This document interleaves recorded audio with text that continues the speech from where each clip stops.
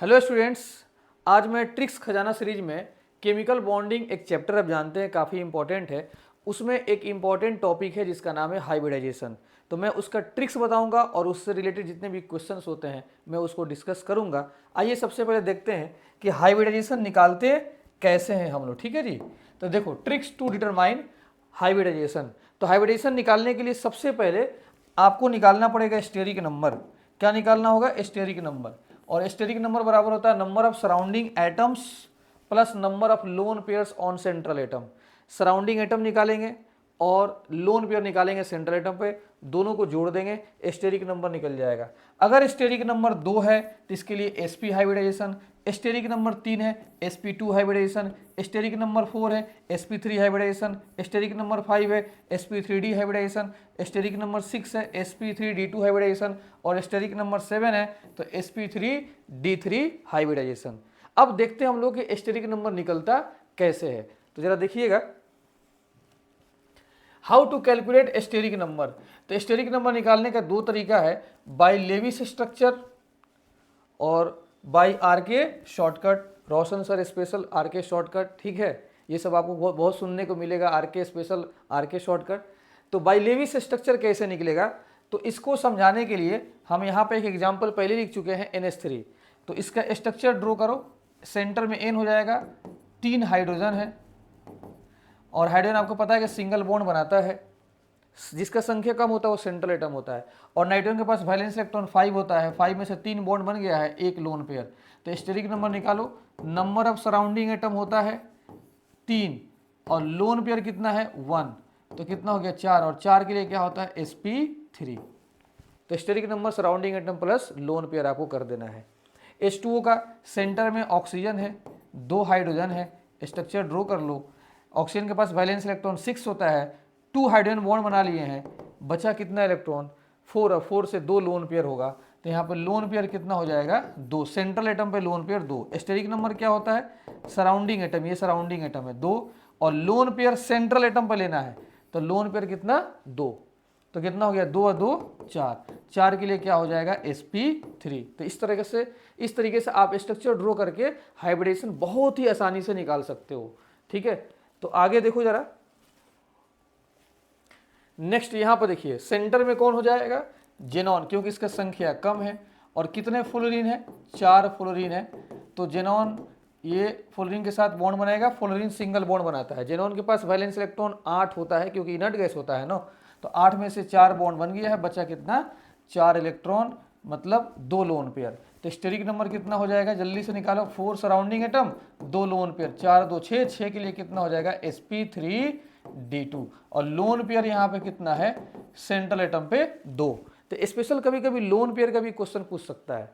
यहाँ पे देखिए जेनॉन कितना है 6, तो यहाँ पर निकालो सीधे, सराउंडिंग एटम कितना हो जाएगा 6, और 8 होता है जेनॉन के पास, 6 बॉन्ड बन जाएगा, बचा कितना 2 इलेक्ट्रॉन, 2 से कितना पेयर बनेगा एक लोन पेयर, तो कितना हो जाएगा 7, 7 के लिए क्या हो जाएगा sp3d3। और यहाँ पे स्पेशली लिख दो कि जेनॉन के ऊपर लोन पेयर कितना है 1, जेनॉन के ऊपर लोन पेयर 1। तो स्ट्रक्चर ड्रॉ करके आप बहुत ही जल्दी, क्योंकि मिनट के अंदर अंदर आप निकाल सकते हो हाइब्रिडाइजेशन।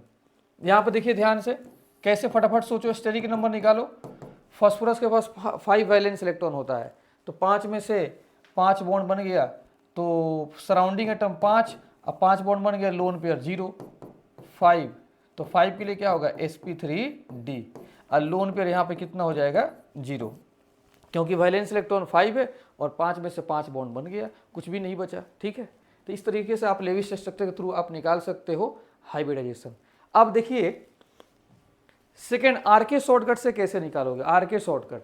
तो इसके लिए काउंट टोटल वैलेंस इलेक्ट्रॉन्स, दिए गए मॉलिक्यूल में आप वैलेंस इलेक्ट्रॉन काउंट कर लो, और उसको हम लोग बोलते हैं टीवी बोलेंगे शॉर्ट में, टोटल वैलेंस इलेक्ट्रॉन। एक चीज और ध्यान देना कि हाइब्रिडेशन निकालने के लिए आप हाइड्रोजन के अंदर वैलेंस इलेक्ट्रॉन कितना मान सकते हो 7 मान लो, एज्यूम किया गया है हाइब्रिडेशन सिर्फ निकालने के लिए। अब क्या करेंगे सुनो, टोटल वैलेंस इलेक्ट्रॉन को 8 से डिवाइड करेंगे, तो डिवाइड करने पर आपको पता है कि क्वोशेंट मिलता है और नीचे रिमाइंडर मिलता है। तो क्वोशेंट जो होगा वो नंबर ऑफ सराउंडिंग एटम्स बताएगा, क्वोशेंट क्या बताएगा नंबर ऑफ सराउंडिंग एटम, और रिमाइंडर को पेयर में कन्वर्ट कर देना, तो वो लोन पेयर बता देगा, और सराउंडिंग और लोन पेयर का सम कितना हो जाएगा, स्टेरिक नंबर हो जाएगा। ठीक है, तो ये आपका आर के शॉर्टकट है। आर के शॉर्टकट टोटल वैलेंस इलेक्ट्रॉन गिन लो, 8 से डिवाइड कर दो, क्वोशेंट हो जाएगा सराउंडिंग एटम, और रिमाइंडर को पेयर में बदलोगे वो कहलाएगा लोन पेयर। अब आते हैं जरा ध्यान से, इस पे कुछ क्वेश्चंस देखते हैं।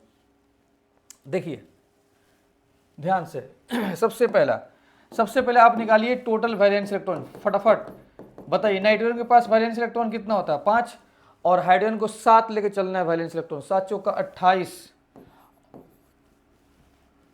तो कितना हो गया बताइए, ये हो जाएगा 33, और +1 का मतलब होता है एक इलेक्ट्रॉन निकल चुका है, तो कितना हो गया 32, तो ये टीवी हो गया। अब 32 में आप 8 से डिवाइड कर दो, 8 चौका 32, नीचे रिमाइंडर कितना हो गया 0, स्टेरिक नंबर कितना, ये हो जाएगा सराउंडिंग एटम, और लोन पेयर रिमाइंडर के नीचे, रिमाइंडर के पास लोन पेयर मिलता है, ये 0 हो जाएगा, तो 4 के लिए क्या हो जाएगा, sp3 हो जाएगा, और इसमें लोन पेयर कितना हो जाएगा, 0 हो जाएगा, क्योंकि रिमाइंडर कितना है 0। लोन पेयर का स्पेशल क्वेश्चन पूछता है एग्जाम में, इसलिए लोन पेयर पे हम फोकस कर रहे हैं।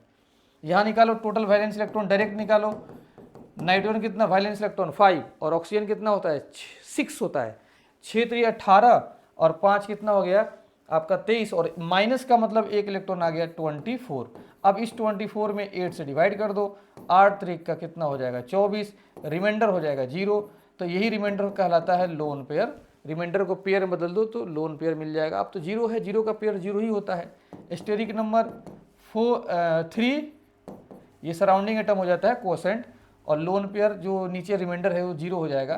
तो 3 के लिए क्या बोल सकते हो आप बताओ, sp2 बोल सकते हैं। और यहाँ पर लोन पेयर नाइट्रोजन के ऊपर कितना है, ये सेंट्रल एटम के ऊपर 0 लोन पेयर है।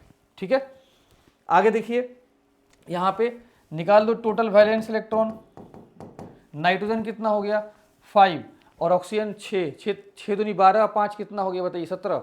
अब प्लस का मतलब एक इलेक्ट्रॉन गया 16, 16 में डिवाइड करो 8 से, 8 दूनी 16, रिमाइंडर हो गया 0, स्टेरिक नंबर कितना हो जाएगा 2 + 0, तो कितना हो जाएगा 2, और 2 के लिए क्या हो जाएगा sp।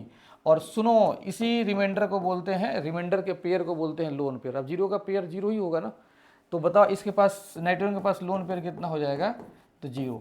तो आर के शॉर्टकट से आप बड़े आसानी से हाइब्रिडेशन निकाल सकते हो, और सेंट्रल एटम के ऊपर लोन पेयर भी निकाल सकते हैं आप लोग। ठीक है, एक देखो बड़ा फेमस ये एग्जांपल है I3-, इसका हाइब्रिडाइजेशन निकालना है। तो आप क्या करो, टोटल वैलेंस इलेक्ट्रॉन निकाल दो। तो 7 3 का आयोडीन के साथ होता है, 7 3 का 21, और ये हो गया 22। अब 22 में आप 8 से डिवाइड कर दो, तो 8 दूनी 16, और नीचे हो जाएगा 6, और 6 का पेयर बदल दो, 6 का पेयर हो जाएगा 3, और यही कहलाता है लोन पेयर। और ये क्या हो रहा है आपका 2 जो है क्वोशेंट, वो हो जाएगा सराउंडिंग एटम। तो निकाल दीजिए स्टेरिक नंबर, ये सराउंडिंग एटम, और लोन पेयर कितना हो जाएगा 3, और ये कितना हो जाएगा 5, और इसका हाइब्रिडेशन हो जाएगा sp3d हो जाएगा, sp3d। और आयोडीन के को देखा जाए तो इस पे सेंट्रल एटम पर आयोडीन के सेंट्रल एटम पर लोन पेयर कितना हो जाएगा 3। इस बात को याद रखिएगा कि आयोडीन के सेंट्रल एटम पर, माने सेंटर में जो होगा उस पे लोन पेयर कितना हो जाएगा 3 लोन पेयर हो जाएगा। इसमें एक चीज ध्यान दो, तो I3- काफी इंपॉर्टेंट है, इसका जरा स्ट्रक्चर आप देख लीजिए। यहाँ पे फिर से स्टार लगा देते हैं। I3- को आप लिख सकते हैं I2 + I-, ठीक है। अब I2 कैसे बनता है, ऐसे बनेगा। आयोडीन के पास वैलेंस इलेक्ट्रॉन 7 होता है, तो 6 लोन पेयर हो जाएगा, और एक बॉन्ड चला गया सिंगल बॉन्ड में। यहाँ भी 6 बच जाएगा इलेक्ट्रॉन, तो 3 लोन पेयर हो जाएगा। 7 होता है तो एक बॉन्ड में चला गया, 3 लोन पेयर हो जाएगा। ठीक है, अब देखो I- का मतलब कि इलेक्ट्रॉन तो 7 होता है, और माइनस का मतलब एक इलेक्ट्रॉन बाहर से आया है, तभी तो नेगेटिव चार्ज है। अब क्या करेगा ये आयोडीन, अपना इलेक्ट्रॉन 2 को दे देगा इसको, और कौन सा बॉन्ड बनाएगा, कोऑर्डिनेट बॉन्ड। आयोडीन इलेक्ट्रॉन ले लेगा, क्यों, आयोडीन थर्ड पीरियड के से हायर पीरियड का एलिमेंट है। सेकंड से हायर पीरियड के जो एलिमेंट होते हैं, सेकंड के बाद वाले जो एलिमेंट होते हैं, सेकंड पीरियड के बाद में जो एलिमेंट होते हैं, उनके पास वैकेंट और वाइटल्स होते हैं, बड़ा आसानी से इलेक्ट्रॉन ले सकते हैं ये लोग। तो क्या बन जाएगा इसका स्ट्रक्चर देख लो, ऐसे बन जाएगा I-, ये बन जाएगा कोऑर्डिनेट बॉन्ड, 2 इलेक्ट्रॉन तो चला गया कोऑर्डिनेट बॉन्ड में, और ये माइनस का चार्ज है, और यहाँ पे 2 इलेक्ट्रॉन। पहले से इसके पास ये लोन पेयर है, जो पहले वाला लोन पेयर है उसको रख दो, और यहाँ पे 2 इलेक्ट्रॉन नया आया है वो कोऑर्डिनेट बॉन्ड है। यहाँ पे 2 इलेक्ट्रॉन तो पहले से है, 2 इलेक्ट्रॉन पहले से है, तो ये 2 इलेक्ट्रॉन यहाँ पे दिखा दीजिए। तो अगर पूछा जाए total number of lone pair, total number of lone pair total, तो कितना हो जाएगा, 3 लोन पेयर यहाँ और 3 6 और 3 यहाँ पे 9। Total number of lone pair कितना हो जाएगा 9। और सेंट्रल पे कितना हो जाएगा, सिर्फ बीच वाले पे, तो लोन पेयर सेंटर पे कितना हो जाएगा 3। तो इस तरीके से आप लोन पेयर बता सकते हैं। स्ट्रक्चर भी आप समझ में आ गया होगा, इसको आप एक मरतबा देख लीजिएगा। ठीक है, आगे देखिए कुछ और भी क्वेश्चन है यहाँ पे।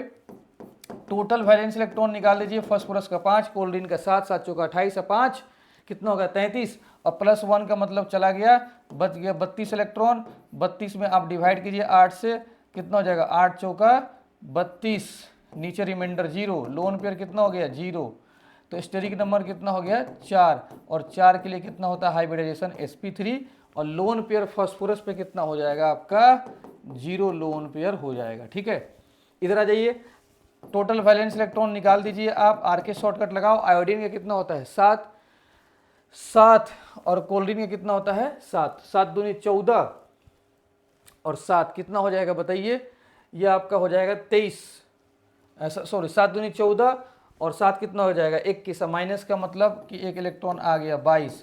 अब इस 22 में 8 से डिवाइड करो, कितना हो जाएगा 8 दूनी 16, कितना हो जाएगा 6, और 6 का पेयर कितना हो जाएगा लोन पेयर 3 हो जाएगा। तो स्टेरिक नंबर कितना हो जाएगा 2 + 3 5, 5 के लिए क्या हो जाएगा sp3d, और लोन पेयर कितना हो जाएगा यहाँ पे 3 लोन पेयर हो जाएगा। तो आर के शॉर्टकट से बड़ा आसानी से लोन पेयर निकल सकता है। तो जिसका स्ट्रक्चर ड्रॉ नहीं कर पाइएगा, आप आर के शॉर्टकट लगाकर यहाँ से क्या निकाल लो, हाइब्रिडाइजेशन निकाल लो। ठीक है, okay, thank you. Hello students, देखो ट्रिक्स खजाना सीरीज में मैं केमिकल बॉन्डिंग का टॉपिक हाइब्रिडाइजेशन को लास्ट लेक्चर में डिस्कस किया था, कैसे हाइब्रिडाइजेशन निकालते हैं, मैं उसका ट्रिक्स बताया था 2 तरीके से, लेविस स्ट्रक्चर और आर के शॉर्टकट। आज मैं कुछ मॉलिक्यूल्स के क्या बताऊंगा, शेप और उसके ज्योमेट्री की बात करूंगा। देखो सबसे पहला जो हाइब्रिडाइजेशन आप जानते हो उसका नाम है sp हाइब्रिडाइजेशन। sp हाइब्रिडाइजेशन के लिए स्टेरिक नंबर 2 होता है, और इसका जो शेप होता है ये लीनियर होता है, और जिसका बॉन्ड एंगल कितना होता है 180। इसको आपको याद रखना पड़ेगा, तब क्वेश्चन आपका बनेगा। ठीक है, अब इसके बाद जरा देखते हैं, तब मैं इसके बाद से क्वेश्चंस प्रैक्टिस कराऊंगा। देखो sp2 हाइब्रिडाइजेशन, sp2 का कितना होता है स्टेरिक नंबर 3 होता है। अब इसमें कुछ केस बनेगा। पहला case sp2 lone pair 0, sp2 lone pair 0, तो ट्रायंगुलर प्लेनर इसका शेप का नाम है, जो आपको याद करना पड़ेगा। और सुनो, जब भी लोन पेयर 0 हो किसी भी हाइब्रिडाइजेशन में, किसी भी हाइब्रिडाइजेशन में जब भी लोन पेयर 0 हो तो शेप और ज्योमेट्री क्या होता है सेम होता है, शेप और ज्योमेट्री सेम होता है। और बॉन्ड एंगल कितना होगा 120 डिग्री, और ऑल बॉन्ड्स आर आइडेंटिकल, इसमें पूरे बॉन्ड क्या होते हैं सेम होते हैं।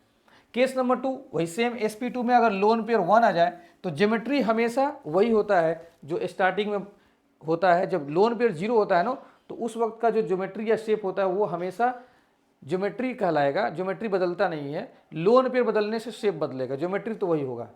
तो शेप क्या हो जाएगा बताइए आपका भी शेप या एंगुलर शेप या बेंट हो जाएगा। ठीक है, ये आपका किसका हो गया sp2 का।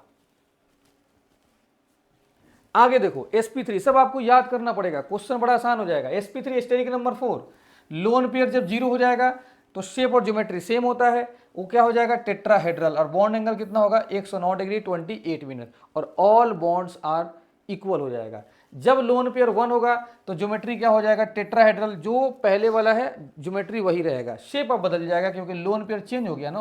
तो sp3 में लोन पेयर 1 आने पर शेप का नाम है trigonal pyramidal. sp3 lone pair 2, तो ज्योमेट्री क्या हो जाएगा टेट्राहेड्रल, टेट्राहेड्रल ज्योमेट्री रहेगा, बदलेगा नहीं, लेकिन शेप बदल जाएगा क्योंकि लोन पेयर 2 आ गया ना। तो शेप का नाम हो जाएगा भी शेप या एंगुलर, या इसको हम लोग बेंट बोलते हैं। ठीक है, तो इसको आप देख लो, ये sp3 वाला है। इसके बाद जरा हम लोग देखते हैं sp3d, और भैया देखो स्टेरिक नंबर 5 होता है इसका, sp3d लोन पेयर 0, शेप या ज्योमेट्री तो सेम ही होगा लोन पेयर 0 में, और उसका नाम क्या है, ट्राइगोनल बाई पिरामिडल। और इसमें सुनो पूरे बॉन्ड्स सेम नहीं होते हैं। अब स्टेरिक नंबर 5 है, जाहिर सी बात है 5 को बॉन्ड होगा, तो 5 बॉन्ड में से 3 बॉन्ड को बोलते हैं इक्विटोरियल बॉन्ड्स और 2 को बोलते हैं एक्सियल, और दोनों ये क्या होता है, अनइक्वल, और एक्सियल का लेंथ ज़्यादा होता है और इक्विटोरियल का लेंथ कम होता है। जब इसी में लोन पेयर 1 आ जाए तो ज्योमेट्री तो आपका पहले वाला ही होगा, ट्राइगोनल बाई पिरामिडल, लेकिन शेप का नाम बदल जाएगा, उसका नाम हो जाएगा सी-सॉ। क्या नाम हो जाएगा, सी-सॉ। लोन पेयर 2 हो जाएगा तो ज्योमेट्री तो आपका वही होगा जो पहले वाला है, कौन सा, ट्राइगोनल बाई पिरामिडल, लेकिन शेप का नाम क्या हो जाएगा, टी शेप। और जब इसी में लोन पेयर 3 आ जाएगा तो ज्योमेट्री तो आपका वही होगा, कौन सा, ट्राइगोनल बाई पिरामिडल, लेकिन शेप का नाम क्या हो जाएगा, लीनियर। इसके बाद जो नेक्स्ट हाइब्रिडेशन है वो कौन सा, sp3d2, जिसका स्टेरिक नंबर कितना होता है, आपको पता है 6, और इसमें केस देखो कितने केस बनते हैं। sp3d2 लोन पेयर 0, तो शेप और ज्योमेट्री तो सेम होगा और इसका नाम हो जाएगा ऑक्टाहेड्रल, और ऑक्टाहेड्रल में जितने भी पोजीशंस होते हैं सब के सब क्या होते हैं, सेम होते हैं। sp3d2 में लोन पेयर जब 1 हो जाएगा तो ज्योमेट्री क्या हो जाएगा, ऑक्टाहेड्रल, क्योंकि ज्योमेट्री बदलता नहीं है, पहले वाला ही होगा, लेकिन शेप बदल जाएगा, और शेप का नाम क्या हो जाएगा, स्क्वायर पिरामिडल। शेप का नाम क्या हो जाएगा, स्क्वायर पिरामिडल। ठीक है। sp3d2 में जब लोन पेयर 2 हो जाए, जरा देख लो, ज्योमेट्री आपका वही होगा ऑक्टाहेड्रल, लेकिन शेप क्या हो जाएगा, स्क्वायर प्लेनर हो जाएगा। तो ये सब आपको याद करना पड़ेगा, लिस्ट बना लेना, बाकी तो क्वेश्चन देखो कितने जल्दी बनेंगे। ठीक है, क्वेश्चन बनने में टाइम लगने वाला नहीं है। आगे देखिए, sp3d3 स्टेरिक नंबर 7, जब लोन पेयर 0 हो तो ज्योमेट्री और शेप इक्वल होंगे, सेम होंगे, और उसका नाम है pentagonal bipyramidal. All bonds are not equal, इसमें पूरे बॉन्ड सेम नहीं होते हैं। और जब sp3d3 में लोन पेयर 1 आ जाए तो ज्योमेट्री क्या हो जाएगा, पेंटागोनल बाई पिरामिडल, क्योंकि ज्योमेट्री तो वही होगा। अब जब लोन पेयर 1 आ गया है तो शेप तो चेंज हो जाएगा। अब क्या हो जाएगा शेप, यहाँ पर डिस्टॉर्टेड ऑक्टाहेड्रल, नहीं तो इसको हम लोग बोलते हैं कैप्ड ऑक्टाहेड्रल। तो याद रहेगा, क्वेश्चन तुरंत बन जाएगा। तो तुम देख रहे हो कि हाइब्रिडेशन निकालोगे या लोन पेयर निकाल लोगे तो तुम शेप और ज्योमेट्री बता सकते हो, और शेप और ज्योमेट्री जब बता दोगे क्वेश्चन बड़ा आसानी से बन जाएगा। और हाइब्रिडेशन या लोन पेयर निकालने का तरीका 2 तरीका है, लेविस स्ट्रक्चर और नहीं तो आरके शॉर्टकट। अब देखते हैं कुछ एग्जाम्पल्स। तो आइए देखते हैं। सबसे पहले देखो तुम्हारे सामने NH3 है। अब तुम ऐसा करो, इसको आप स्ट्रक्चर से बना सकते हो, जिसका तुम स्ट्रक्चर ड्रॉ कर लोगे, जिसका स्ट्रक्चर तुम आसानी से ड्रॉ कर लोगे तो हम तो आपसे कहेंगे कि स्ट्रक्चर से ही तुम बना लेना। जिसका स्ट्रक्चर ड्रॉ नहीं कर पाओगे तो बना लेना आरके शॉर्टकट से। यहाँ पे एक लोन पेयर, बताओ स्टेरिक नंबर कितना हो जाएगा, 3 सराउंडिंग एटम, लोन पेयर 1, 4, और 4 के लिए हो जाएगा sp3। और जब लोन पेयर 1 है तो sp3 लोन पेयर 1, तो शेप का नाम क्या हो जाएगा, शेप हो जाएगा trigonal bi pyramidal, trigonal bi pyramidal. देखो कितना आसानी से हो गया। और ज्योमेट्री लिख देते हैं, इसका ज्योमेट्री अगर पूछे तो ज्योमेट्री हो जाएगा टेट्राहेड्रल, टेट्राहेड्रल। वो जो मैं लिस्ट बनवाया हूं, अगर वो लिस्ट आपको याद हो जाए तो सब काम खत्म हो जाएगा। H2O, आप ऐसा करो, इसका स्ट्रक्चर बना के ही बना लो, लेविस स्ट्रक्चर से बना लो, आरके शॉर्टकट लगाने की कोई जरूरत नहीं है। जहां स्ट्रक्चर नहीं बनेगा वहां आरके शॉर्टकट लगा लेना। यहाँ पे कितना लोन पेयर बच जाएगा, बताओ 2, क्योंकि ऑक्सीजन के पास वैलेंस इलेक्ट्रॉन 6 होता है, और 6 में से 2 हाइड्रोजन बॉन्ड बना लिया, बचा 4, 4 से 2 लोन पेयर होगा। अब देखो यहाँ पे लोन पेयर 2 है, स्टेरिक नंबर कितना हो जाएगा, सराउंडिंग एटम 2, लोन पेयर 2, 2 और 2 4, 4 sp3।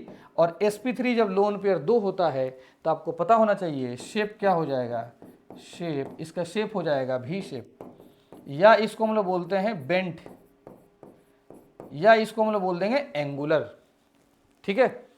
इसका देखो ICl3, आयोडीन डायरेक्ट निकालो, आयोडीन के पास 7 होता है वैलेंस इलेक्ट्रॉन, 3 कोल्डीन बॉन्ड बना लिया, तो सराउंडिंग एटम 3, और बचा 7 में से 3 निकल गया, 4, 4 से कितना लोन पेयर बनेगा, 2, तो कितना हो गया 5, sp3d होता है, और लोन पेयर कितना है 2, तो sp3d लोन पेयर अगर 2 हो जाए तो इसको हम लोग कहते हैं टी शेप। क्या बोलते हैं, टी शेप। तो शेप का नाम क्या हो जाएगा, टी शेप। PCl4, यहां पे देख लीजिए ध्यान से, यहां पे भी तुम डायरेक्ट निकाल सकते हो, स्टेरिक नंबर दिमाग लगाओ, फास्फोरस का 5 होता है, 5 में से 4 बॉन्ड बन गया, सराउंडिंग एटम 4, एक इलेक्ट्रॉन बचा, वो भी प्लस का साइन है, प्लस साइन का मतलब एक इलेक्ट्रॉन गया, तो कुछ नहीं बचा, कुछ नहीं बचा मतलब लोन पेयर जीरो। तो 4 के लिए sp3, और जब लोन पेयर जीरो हो तो sp3 लोन पेयर जीरो का मतलब होता है टेट्राहेड्रल। टेट्राहेड्रल शॉर्टकट लगाओ, आर के शॉर्टकट लगाओ या स्ट्रक्चर बनाओ, काम खत्म, काम खत्म। ठीक है, तो चलिए ये था आपका हाइब्रिडेशन का कॉन्सेप्ट, शॉर्टकट ट्रिक मैंने बताया। अब मैं लेके आता हूं कुछ क्वेश्चंस का प्रैक्टिस में कराता हूं, जो नीट के पूछे हुए क्वेश्चंस होंगे या जेईई मेंस के पूछे हुए क्वेश्चंस होंगे, तो नेक्स्ट लेक्चर में वो मैं आपको बताता हूं। Okay, thank you. Hello students, सब बढ़िया, ठीक ठाक। देखो आज मैं केमिकल बॉन्डिंग के अंदर एक काफ़ी इंपॉर्टेंट टॉपिक है जिसका नाम है कंपेयर बॉन्ड एंगल्स। मॉलिक्यूल्स आपको दिए जाएंगे, उनके बॉन्ड एंगल्स कैसे कंपेयर करेंगे, किस मॉलिक्यूल का बॉन्ड एंगल ज़्यादा है किसका कम है, तो उसके लिए मैं आपके लिए लाया हूँ शॉर्टकट ट्रिक्स, जिसके जरिए आप लोग, जिसके हेल्प से आप बहुत सारे क्वेश्चंस के आसानी से उसको आप बॉन्ड एंगल को कंपेयर कर सकते हैं। बहुत सारे आपके मॉलिक्यूल्स दिए जाएंगे, उसके बॉन्ड एंगल कंपेयर कर सकते हैं। तो जरा चलते हैं, देखते हैं। सबसे पहले shortcuts to compare bond angles. Bond angles को कंपेयर करने का शॉर्टकट क्या है? तो सबसे पहला दिमाग में माइंड में बैठा लो, सबसे पहले तुम हाइब्रिडाइजेशन निकालना। दिए गए क्वेश्चन में आप सबसे पहले चेक करना हाइब्रिडाइजेशन। अगर sp हाइब्रिडाइजेशन है, दूसरे मॉलिक्यूल का sp2 हाइब्रिडाइजेशन है और तीसरे का sp3 है, मतलब हाइब्रिडाइजेशन डिफरेंट है, तो सुनो, आपको पता है कि sp में बॉन्ड एंगल 180 डिग्री होता है, sp2 में 120 डिग्री होता है, sp3 में 109 मिनट, 109 डिग्री 28 मिनट। और आपको पता होना चाहिए सबसे ज़्यादा बॉन्ड एंगल sp के अंदर होता है, फिर sp2 के अंदर, फिर sp3 के अंदर। तो आइए चेक करते हैं, बताओ CH4 का निकालो तुम हाइब्रिडेशन, CH4 का हाइब्रिडेशन निकालो, तो इसका निकालोगे तो sp3 आएगा, और BF3 का निकालोगे हाइब्रिडेशन तो देखना पक्का sp2 आएगा, और BeCl2 का हाइब्रिडेशन कितना आएगा? sp आएगा। तो बताओ बॉन्ड एंगल ज़्यादा किसके अंदर होगा? sp के अंदर होगा, फिर sp2। सबसे कम बॉन्ड एंगल किसके अंदर होगा? sp3 के अंदर होगा, जो यहाँ पे मैं लिखा हूँ। सबसे पहले हाइब्रिडेशन निकालो। देखो इसका हाइब्रिडेशन निकालते हैं तो sp आता है, इसका हाइब्रिडेशन निकालोगे तो sp2 आएगा, और पता होना चाहिए कि sp में 180 डिग्री का एंगल होता है, तो इसका बॉन्ड एंगल ज़्यादा होगा, और sp2 में कितने का होगा बताओ ईमानदारी से? sp2 के अंदर 120 डिग्री का होता है, तो इसका बॉन्ड एंगल कम होगा। अब आते हैं नेक्स्ट स्टेप की तरफ। बॉन्ड एंगल कंपेयर करने का एक और तरीका है number of lone pairs on central atom. अगर मान लेते हैं हाइब्रिडाइजेशन सेम आ गया, तुम गए क्वेश्चन बनाने के लिए, पहला जो स्टेप था हाइब्रिडेशन निकालना है। अगर हाइब्रिडाइजेशन सेम है तो फिर एक काम करना, सेकेंड स्टेप लगाना है, नंबर ऑफ लोन पेयर्स के बेसिस पे निकालना है। तो उसमें क्या है देखो, बी में क्या लिखा हूं, लोन पेयर अगर डिफरेंट है तो ध्यान से bond angle inversely proportional to number of lone pair. जितना लोन पेयर की संख्या ज्यादा होगा सेंट्रल एटम के ऊपर, उतना बॉन्ड एंगल कम होगा। जब हाइब्रिडेशन सेम होगा तो फिर उस केस में क्या करना है, लोन पेयर आपको देख लेना है। जैसे देखो इसका निकालोगे sp3 आएगा, और लोन पेयर कितना होगा? 0 होगा। इसका निकालोगे पक्का sp3 आएगा, लोन पेयर कितना होगा? 1 आएगा। इसका हाइब्रिडेशन निकालोगे sp3 आएगा, लोन पेयर कितना हो जाएगा? 2। तो हाइब्रिडेशन तो सेम है, तो फिर अब लोन पेयर के बेसिस पर, और लोन पेयर इंक्रीज करने पर बॉन्ड एंगल डिक्रीज होता है, इसलिए सबसे ज़्यादा बॉन्ड एंगल किस में होगा? मेथेन में, फिर CH3 में, NH3 में, फिर किसके अंदर होगा? H2O के अंदर होगा। और चलो ये क्वेश्चन देखो, सबसे पहले आप निकालो हाइब्रिडेशन। इसका हाइब्रिडेशन sp3 होगा, लोन पेयर कितना होगा? 0। इसका हाइब्रिडेशन sp3 होगा, लोन पेयर कितना हो जाएगा? 1। इसका निकालना हाइब्रिडेशन sp3 होगा, लोन पेयर कितना होगा? 2। अब बताओ हाइब्रिडेशन सेम है, जब हाइब्रिडेशन सेम आ जाएगा तो पहला तो स्टेप फेल हो गया, तो फिर सेकेंड स्टेप लगाओ, number of lone pairs on central atom. और लोन पेयर इंक्रीज होने से बॉन्ड एंगल डिक्रीज होता है, सबसे ज़्यादा बॉन्ड एंगल किसके अंदर होगा? NH4+ के अंदर होगा। ठीक है, अब आते हैं, अगर मान लेते हैं लोन पेयर भी सेम हो जाए तो फिर तीसरा स्टेप लगाना है। वो क्या है आप जरा देखो, वो है electronegativity on central atom. Hybridisation same है, लोन पेयर सेम, तो फिर सेंट्रल एटम देखो, अगर सेंट्रल एटम डिफरेंट है तो उस केस में इलेक्ट्रोनेगेटिविटी लगाना। सेंट्रल एटम का इलेक्ट्रोनेगेटिविटी जितना ज्यादा होगा उतना बॉन्ड एंगल ज्यादा होगा। आइए क्वेश्चन से बात को समझते हैं। देखो ध्यान से, यहां पे तुम निकालना हाइब्रिडेशन कितना आएगा, sp3 लोन पेयर यहां पे 1 आएगा, इन सबका हाइब्रिडेशन sp3 होगा और लोन पेयर 1 होगा। और देखो ना, न्यूजीलैंड, पाकिस्तान, ऑस्ट्रेलिया सब बिकाऊ, ये ग्रुप 15 के एलिमेंट्स है, एक ही ग्रुप के एलिमेंट है। तो अगर ऐसा हो जाए तो हाइब्रिडेशन भी सेम, लोन पेयर भी सेम, तो आपको लगाना है इलेक्ट्रोनेगेटिविटी सेंट्रल एटम का ज्यादा होगा, बॉन्ड एंगल ज्यादा होगा। तो आपको पता होना चाहिए कि इलेक्ट्रोनेगेटिविटी फास्फोरस का फिर ये, क्योंकि ऊपर से नीचे आने पर इलेक्ट्रोनेगेटिविटी डिक्रीज करता है तो ऊपर वाले का En ज्यादा होगा। वैसे यहां पर भी देख लो, यहां पे निकालो, अगर तुम यहां पर निकालते हो हाइब्रिडेशन तो कितना आएगा, यहां पे आपका सराउंडिंग एटम 2 हो जाएगा, लोन पेयर 2, तो यहां पे sp3 होगा, लोन पेयर 2, इन सब का निकालोगे sp3 ही होगा और लोन पेयर कितना हो जाएगा 2। तो हाइब्रिडेशन भी सेम, लोन पेयर भी सेम, तो फिर सेंट्रल एटम पे इलेक्ट्रॉन नेगेटिविटी देख लो, ज्यादा इलेक्ट्रॉन नेगेटिविटी s का, फिर ये, क्योंकि आप जानते हैं ओल्ड स्टाइल से टीपोगे तो पीटोगे, ऊपर से आने पर इलेक्ट्रॉन नेगेटिविटी घटता है तो ज़्यादा तो ऊपर वाले का होगा, सल्फर का ज़्यादा होगा, इस वजह से इसका बॉन्ड एंगल ज़्यादा होगा। ठीक है, अब मान लेते हैं कि सेंट्रल एटम जो आ रहा है, मतलब उनका इलेक्ट्रॉन नेगेटिविटी भी अगर सेम आ जाए तो फिर कैसे चेक करोगे, वो देखते हैं चौथा स्टेप में। देखो चौथा स्टेप क्या है, साइज ऑफ टर्मिनल एटम देखा जाएगा। पहला हाइब्रिडेशन सेम, दूसरा lone pair on central atom same, तीसरा सेंट्रल एटम भी सेम, तो फिर आपको देखना होगा टर्मिनल एटम डिफरेंट होना चाहिए। टर्मिनल एटम का मतलब सराउंडिंग एटम क्या होना चाहिए, डिफरेंट होना चाहिए।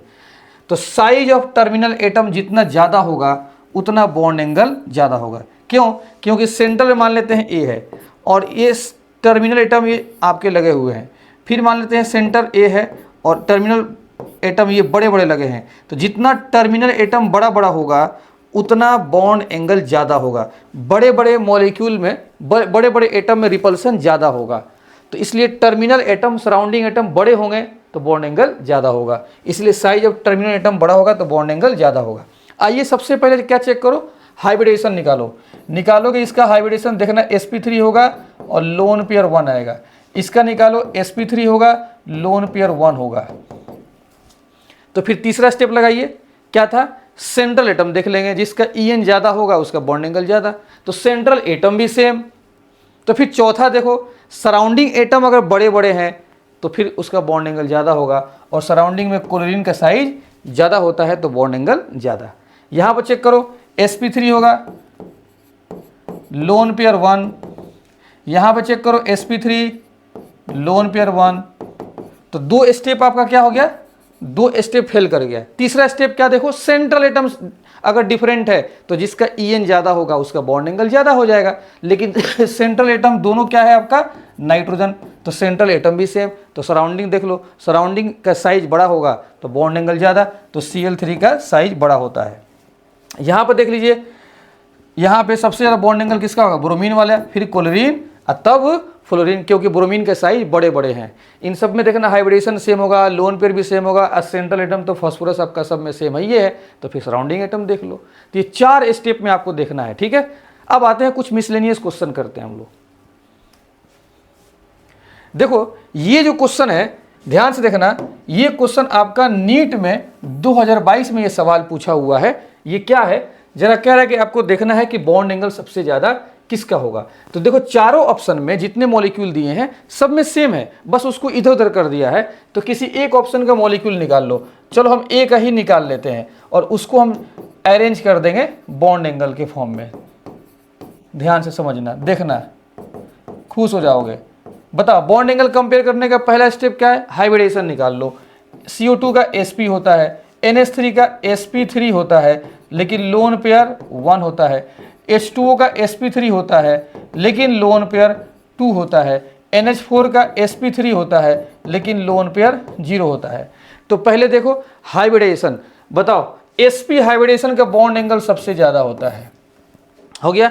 बाकी 3 sp3 है हाइब्रिडेशन से, तो फिर लोन पेयर देख लो, लोन पेयर जिसका ज्यादा होगा उतना बॉन्ड एंगल कम होगा, और जितना लोन पेयर कम होगा उतना बॉन्ड एंगल ज्यादा होगा।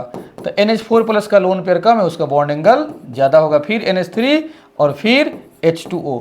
अब ये देख लो किस ऑप्शन में है, CO2 NH4 प्लस NH3 और H2O, B option is correct answer. ठीक है, जितना हम आपको पढ़ाए हैं उसी कॉन्सेप्ट से बन गया, देखो कितना आसान है। ठीक है, ये नीट 2022 का सवाल है। नेक्स्ट क्वेश्चन जरा देखिएगा, ये क्वेश्चन है जेई मेंस का, correct order of bond angles, bond angles आपको बताना है। ठीक है, तो आप सबसे पहले देखो सभी ऑप्शन में बातें वही हैं सब ऑप्शन में वही है, बस इधर उधर कर दिया है, तो किसी एक ऑप्शन को आप निकाल लो, फिर उसको हम लोग अरेंज कर लेंगे, किसी एक ऑप्शन को निकाल लो फिर उसको हम लोग अरेंज कर लेंगे। चलो सबसे पहले बताओ क्या निकालेंगे, हाइब्रिडेशन निकालो। H2S का sp3 आएगा और इसका देखना लोन पेयर 2 आएगा, इसका आएगा sp3 और लोन पेयर 0 होएगा आ जाएगा, इसका देखना sp3 आएगा लेकिन लोन पेयर 1 आएगा, और इसका देखना sp2 आएगा, क्या आएगा sp2, bf3 का sp2 आता है। तो बताइए सबसे ज़्यादा बॉन्ड एंगल किसका होगा, bf3 का होगा, फिर किसका होगा, तो sp3 तीनों है, तो फिर लोन पेयर देखिए, लोन पेयर सबसे कम किसका है, जिसका लोन पेयर कम उसका बॉन्ड एंगल ज़्यादा, फिर कौन सा हो जाएगा NH3 और फिर कौन सा हो जाएगा H2S। ये हो गया आपका आंसर। बताओ कहाँ पर लिखा है, BF3 SiH4 NH3, आपका सी ऑप्शन। पहले हाइब्रिडेशन निकाल लो, फिर वहाँ से नहीं हो रहा तो फिर लोन पेयर देखो, फिर लोन पेयर से नहीं हो रहा तो फिर सेंट्रल एटम का इलेक्ट्रॉन नेगेटिविटी देखो, वहाँ से नहीं होता है तो फिर साइज ऑफ टर्मिनल एटम देख लो। ठीक है, आइए अगले क्वेश्चन की तरफ। एक और सवाल है आपके लिए, the smallest bond angle is, JEE Mains का क्वेश्चन है, जरा देखना ध्यान से। ये जो है आपका एलिमेंट है न्यूजीलैंड, पाकिस्तान, ऑस्ट्रेलिया, सब बिकाऊ, ये आपके ग्रुप नंबर 15 के हैं। न्यूजीलैंड, पाकिस्तान, ऑस्ट्रेलिया, सब बिकाऊ, तो ग्रुप नंबर 15 का है। अगर इन सबका देखोगे तो इन सबका हाइब्रिडेशन निकालोगे तो sp3 होगा और लोन पेयर कितना हो जाएगा 1, sp3 लोन पेयर 1। तो जब सबका हाइब्रिडेशन भी सेम, लोन पेयर भी सेम, तो तीसरा स्टेप क्या है, आप सेंट्रल एटम देख लो कि जिसका En ज़्यादा होगा सेंट्रल में उसका बॉन्ड एंगल ज़्यादा होगा, और जिसका En कम होगा उसका बॉन्ड एंगल क्या होगा, उसका बॉन्ड एंगल कम होगा। जिसका En कम सेंट्रल एटम का उसका बॉन्ड एंगल कम, और जिसका सेंट्रल एटम का En ज़्यादा इलेक्ट्रोनेगेटिविटी उसका बॉन्ड एंगल ज़्यादा। तो इसमें कह रहा है स्मॉलेस्ट, तो सबसे कम En किसका होगा, Sb का होगा, इसलिए यहाँ पर देख लो B, मतलब दिए हुए ऑप्शन में यहाँ पर Sb कम होगा क्योंकि Bi तो है नहीं, तो सबसे कम बॉन्ड एंगल किसका होगा, Sb का होगा। तो मैं उम्मीद करता हूँ कि आपको ये बॉन्ड एंगल्स का जो क्वेश्चंस मैंने कराया बहुत इजीली बन जाएंगे, बस 4 स्टेप आपको लगाना है। Okay, thank you. Hello students, कैसे हैं आप लोग, सब बढ़िया, ठीक ठाक। देखो आज हम लेकर आए हैं केमिकल बॉन्डिंग का एक इम्पॉर्टेंट टॉपिक जिसका नाम है molecular orbital theory. JEE Mains या नीट में हर साल इससे एक क्वेश्चन रहते हैं, और एक क्वेश्चन का मतलब 4 नंबर आपका आने वाला है। और मॉलिक्यूलर ऑर्बिटल थ्योरी के लिए मैं बेहतरीन आपके लिए शॉर्टकट्स लाया हूँ। जितने भी वैरायटीज़ ऑफ क्वेश्चंस यहाँ पे होते हैं सबके लिए शॉर्टकट में आपके लिए मैं लाया हूँ। ज़रा लेक्चर को ध्यान से देखिएगा और बहुत मज़ा आने वाला है। सबसे पहले ज़रा देखना तुम कि आपसे यहाँ पर कैलकुलेशन ऑफ बॉन्ड ऑर्डर पूछेगा, बॉन्ड ऑर्डर कैलकुलेशन का सवाल सबसे पहले पूछता है। तो ज़रा देखना ध्यान से, आप ज़रा सही से समझना। यहाँ से देखो, इसको मैं रेफरेंस मान लिया हूँ कि 14 इलेक्ट्रॉन्स के लिए बॉन्ड ऑर्डर कितना होता है, 3 होता है। अब आगे एक इलेक्ट्रॉन बढ़ाओ, 15 इलेक्ट्रॉन, 16 इलेक्ट्रॉन, 17 इलेक्ट्रॉन, एक इलेक्ट्रॉन बढ़ाते जाओ और 0.5 जो है बॉन्ड ऑर्डर में से कम करते जाओ।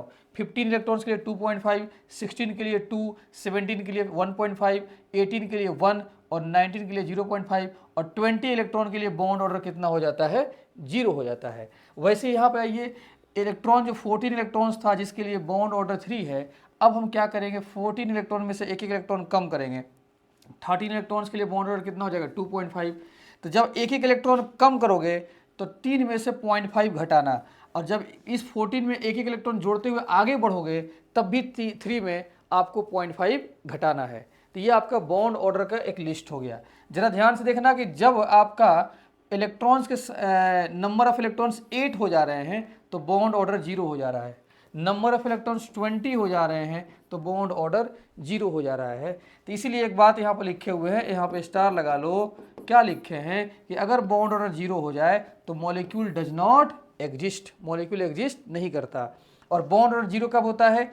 8 इलेक्ट्रॉन और 20 इलेक्ट्रॉन्स पे तो बॉन्ड ऑर्डर 0 होते ही है, लेकिन एक और इलेक्ट्रॉन का केस ऐड कर लो कि 4 इलेक्ट्रॉन्स पे भी बॉन्ड ऑर्डर क्या होता है? 0 होता है।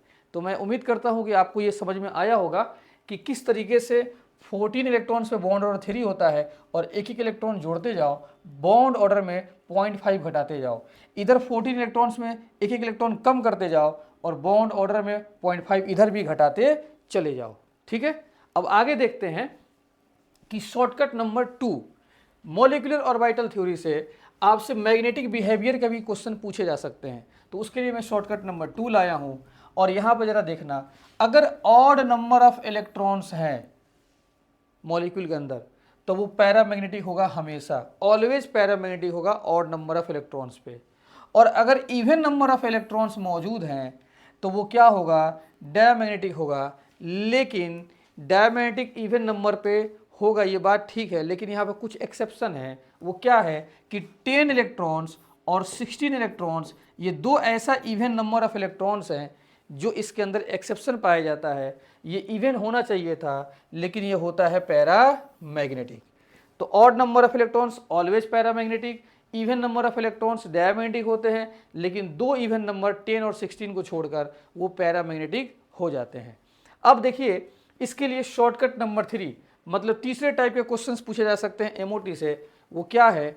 Bond length. तो बॉन्ड लेंथ बॉन्ड ऑर्डर का इन्वर्सली प्रोपोर्शनल। 2-3 मॉलिक्यूल आपको देगा, पूछेगा इसमें बॉन्ड लेंथ किसका ज़्यादा है या किसका कम। तो जितना ज़्यादा बॉन्ड ऑर्डर होगा उतना बॉन्ड लेंथ कम होता है, जितना बॉन्ड ऑर्डर कम होगा उतना बॉन्ड लेंथ ज़्यादा होगा। इसी तरीके से स्टेबिलिटी के क्वेश्चन पूछे जा सकते हैं। 2-4 मॉलिक्यूल्स देगा, पूछेगा इनमें कौन ज़्यादा स्टेबल है, तो जिसका बॉन्ड ऑर्डर ज़्यादा उसका स्टेबिलिटी भी ज़्यादा। और उसी तरीके से बॉन्ड डिसोसिएशन एनर्जी के भी क्वेश्चन पूछे जा सकते हैं।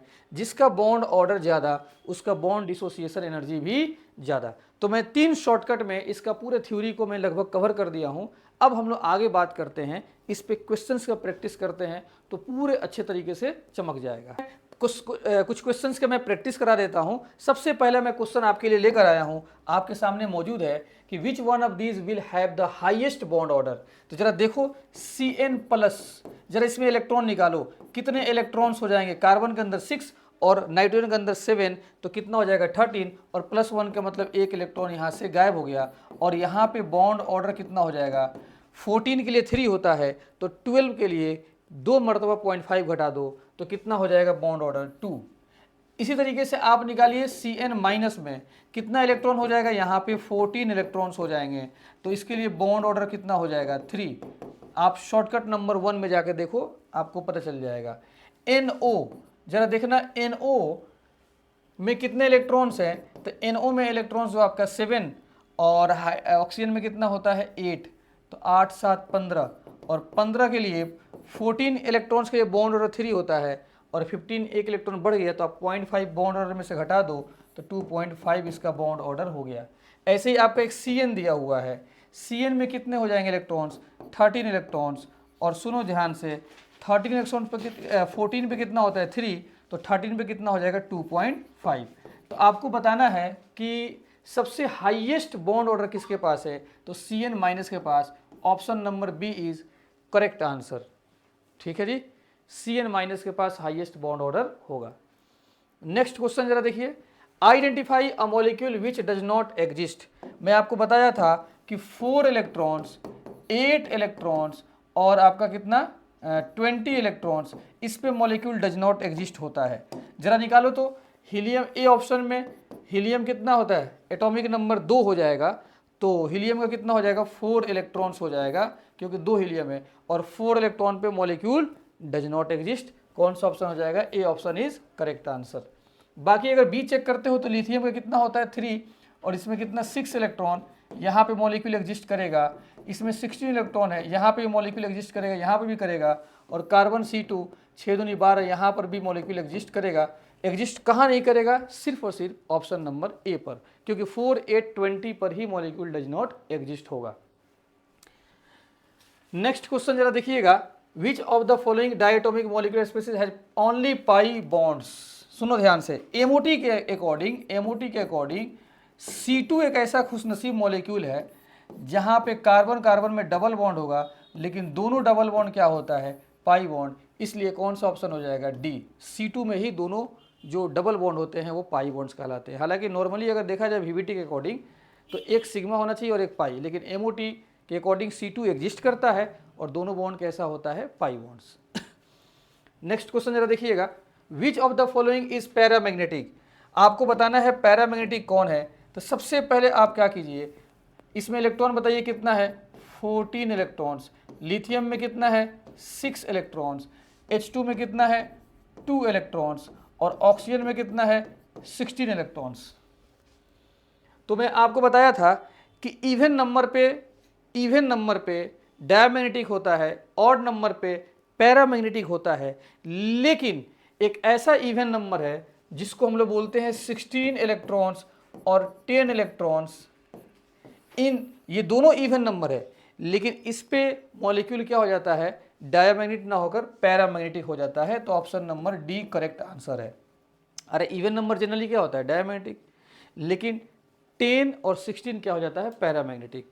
तो 16 है और पैरामैग्नेटिक का सवाल भी है, तो क्या हो जाएगा, ऑप्शन डी हो जाएगा। ठीक है, ये सब बताओ, ये सब क्वेश्चन नीट में पूछा हुआ है, ये नीट के सब क्वेश्चन है। देख लो जितने भी क्वेश्चन मैं करा रहा हूँ, जितने भी क्वेश्चन है सब अपने आप में ये नीट के सवाल है। डिक्रीजिंग ऑर्डर ऑफ स्टेबिलिटी पूछ रहा है, स्टेबिलिटी का डिक्रीजिंग ऑर्डर, और मैं शॉर्टकट 3 के अंदर मैं डिस्कस किया था कि जितना बॉन्ड ऑर्डर ज़्यादा होगा उतना स्टेबिलिटी ज़्यादा होगा। अब इसमें इलेक्ट्रॉन गिनो, कितने इलेक्ट्रॉन्स हैं, 16 इलेक्ट्रॉन्स। 16 पे बॉन्ड ऑर्डर कितना हो जाएगा, 2 हो जाएगा। शॉर्टकट 1 में मैं बता चुका हूँ। इसमें कितने इलेक्ट्रॉन्स हैं, 17 इलेक्ट्रॉन्स हैं। 8 दूनी 16 और एक इलेक्ट्रॉन आ गया, तो 14 पे 3 बॉन्ड ऑर्डर होता है। 17 3 इलेक्ट्रॉन ऐड करो तो 0.5 3 मरतबा घटाओ 3 में से, तो 3 में से 0.5 3 मरतबा घटाओगे तो कितना आ जाएगा, 1.5 आपका आ जाएगा। यहाँ पे कितने इलेक्ट्रॉन्स हैं, 8 दूनी 16 और एक इलेक्ट्रॉन चला गया तो कितना हो जाएगा, 15, और 15 इलेक्ट्रॉन पे बॉन्ड ऑर्डर कितना हो जाएगा, 2.5। यहाँ पे 8 दूनी 16 और यहाँ पे -2 चार्ज है ना, 8 दूनी 16 और 2 इलेक्ट्रॉन आ गया तो कितना हो गया, 18 इलेक्ट्रॉन्स। और 18 पे कितना हो जाएगा बॉन्ड ऑर्डर, 18 पे देख लो एक मरतबा, मैं आपको दिखा दूं कि 18 पे कितने बॉन्ड ऑर्डर हो गए। यहाँ पे लिखा हुआ है, थोड़ा सा आप इसका, 18 पे बॉन्ड ऑर्डर 1 हो जाएगा। देख लो 18 पे बॉन्ड ऑर्डर आपका 1 हो जाएगा। ठीक है, चलो 18 पे बॉन्ड ऑर्डर 1 हो जाएगा, तो यहाँ पे 1। अब आपको बताना है कि सबसे ज़्यादा बॉन्ड ऑर्डर किसके पास है, तो वही ज़्यादा स्टेबल होगा, तो O2 प्लस ज़्यादा स्टेबल होगा। फिर कौन सा हो जाएगा, O2, फिर कौन सा हो जाएगा, O2 माइनस, फिर कौन सा हो जाएगा, O2 2 माइनस। अब जरा ऑप्शन देख लीजिए कि कौन सा ऑप्शन आपका करेक्ट आंसर है, O2 प्लस, O2 फिर O2 माइनस, फिर O2 2 minus. Option number A is correct answer. बताओ, बॉन्ड ऑर्डर बस ट्रिक से निकाल लो और स्टेबिलिटी डायरेक्टली प्रोपोर्शनल होता है बॉन्ड ऑर्डर का। ठीक है, नेक्स्ट क्वेश्चन जरा देखिएगा आप लोग, जरा देखना नेक्स्ट क्वेश्चन क्या बोल रहा है कि विच इज पैरामैग्नेटिक। तो पैरामैग्नेटिक ऑड नंबर के लिए होगा। देखिए ये O2 माइनस है तो 8 दूनी 16, एक इलेक्ट्रॉन आ गया, 17 इलेक्ट्रॉन्स, और 17 ऑड है तो ये कौन सा हो जाएगा, पैरामैग्नेटिक। इसको भी जरा चेक कर लो, कार्बन कितना हो जाएगा, 6 और नाइट्रोजन हो जाएगा 7, 7 और 6 13, और माइनस यहाँ पर 1 है, एक इलेक्ट्रॉन आ गया 14, और 14 पे क्या हो जाएगा, डायमैग्नेटिक हो जाएगा। ठीक है जी, यहाँ भी चेक कर लो, नाइट्रोजन 7, ऑक्सीजन 8, 8 और 7 कितना हो जाएगा, 15 प्लस 1 का मतलब 14, 14 में भी कौन सा मैग्नेटिक हो जाएगा, डायमैग्नेटिक हो जाएगा। यहाँ भी चेक कर लो, कार्बन 6, ऑक्सीजन 8, तो कितना हो जाएगा, 14 इलेक्ट्रॉन्स और 14 के लिए कौन सा हो जाएगा, डायामैग्नेटिक हो जाएगा। तो पैरामैग्नेटिक कौन सा हो रहा है, option number A is correct answer. ठीक है, तो ऑड नंबर अगर है तो पैरामैग्नेटिक हो जाएगा। ठीक है, नेक्स्ट क्वेश्चन देखिए कि आपको दिया है कि the bond order increasing form में आपको अरेंज करना है, इंक्रीजिंग फॉर्म में, बॉन्ड ऑर्डर के इंक्रीजिंग फॉर्म में आपको अरेंज करना है। ठीक है, तो ऐसा करो, देखो ना जितने भी ऑप्शन है सब में जो मॉलिक्यूल मतलब जो स्पेसीज है सब में सेम है, सब में क्या है, स्पेसी सेम है, बस उसको इधर उधर मिक्स कर दिया है। तो आप कोई भी एक ऑप्शन निकाल लो और उसको फिर अरेंज करो। चलो मैं ए ऑप्शन निकाल लेता हूँ, ओ ए ऑप्शन NO हो गया, ये O2 माइनस और ये C2 2 माइनस और हीलियम प्लस।